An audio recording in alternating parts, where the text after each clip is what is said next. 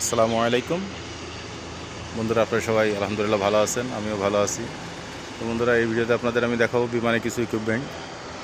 তো সর্বপ্রথম আপনাদের দেখাচ্ছি, আমি যে ফ্লাইটে যদি আপনাদের বিমানে বোর্ডিং ব্রিজ না লাগে, সেক্ষেত্রে কিন্তু আপনাকে এই সিঁড়িকা, চলমান সিঁড়িকা দেওয়া হয়। তো এখান থেকে যাত্রী ফ্লাইট থেকে ওঠানামা করে। আর এটা হচ্ছে যাত্রীবাহী বাস। ফ্লাইট যদি একটু দূরে থাকে, বোর্ডিং ব্রিজ থেকে দূরে থাকে, তো এই বাস ব্যবহার করা হয় যাত্রীদের ফ্লাইটে ওঠানামার জন্য।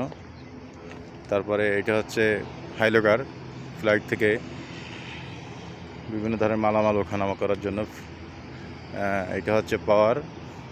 তারপরে আর ওইদিকে দেখা যাচ্ছে আরও কিছু পাওয়ার, আমি সামনে গিয়ে আপনাদের দেখাই। বন্ধুরা, এটা হচ্ছে এসি পাওয়ার। অনেক সময় হাওয়া দেওয়া হয় বা এসির বাতাস দেওয়া হয়।